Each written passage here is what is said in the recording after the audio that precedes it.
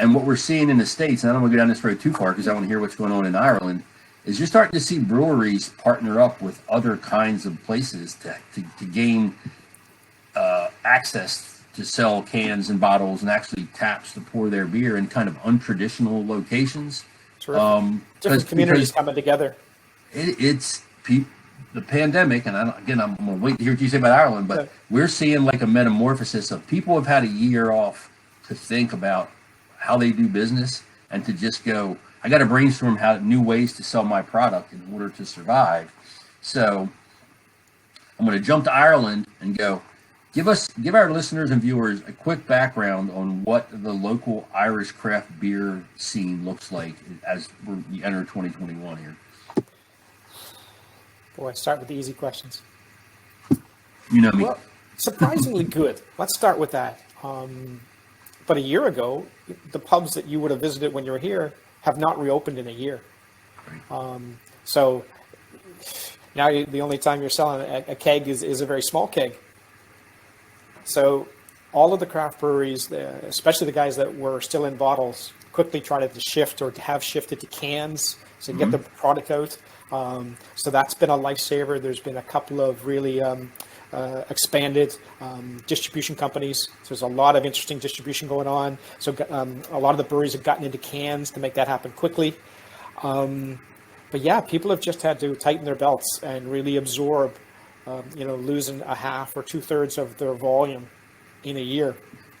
And we're all on the pandemic payment over here. And most of the brewers that I talk to, without the support of the government for the pandemic payment, and some other support systems, they wouldn't even have stayed afloat. So that's really gotten us through the year. And hopefully, as we see with the vaccine coming on board, the light is at the end of the tunnel. Might not be to the fall here, to be honest. The rollout of the vaccine is slower than we'd like. So when it comes to outdoor festivals and bars opening up again, it's probably looking more like the fall. So we're going to have to stay conservative and just continue hoping for the best. And what we've seen in the States is breweries that are, especially in rural areas that have a lot of outdoor space, they did really well during the pandemic because they could social distance, and a lot of them brought in tents and the umbrellas and tables, and people could just come out and bring the family and have a picnic outside and that kind of deal. The urban breweries have had a much more difficult time because the cities seem to have had tighter restrictions on gatherings than the rural areas. But back to Ireland, as I'm quick, because in the United States, when you tell somebody you're going to Ireland, the first thing they say 98% of the time is, "Oh, you're going to see Guinness." And I'm like, "Yeah, I've been there 5 times. I'm done. I've had seen the Guinness Disney show. It doesn't interest me anymore." So my advice is usually, you go to Ireland, go for at least 2 weeks. A week's not going to get it done. And go to Dublin for a couple of days. Take the hop on, hop off tour. It's going to take you to like all the main attractions. Does a really good job. You can go to the Jameson Distillery and the Viking Museum and go see the Book of Kells at Trinity College and all this stuff. And it's going to take you to the Guinness storehouse, and you're going to get the tour and all that stuff, and you'll get your free pint of Guinness and all that. I said, but after 2 days, get out of Dublin, man. Head west, head south, and visit the countryside, and visit.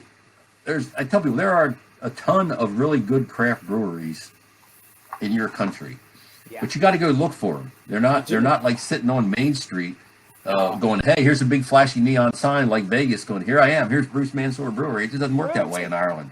Yeah, in addition to the pubs being closed down, most of the restaurants have been shut down for the year. I've had moments of where they've reopened and been able to do takeaway or something like that, but modest, but it's helped a bit.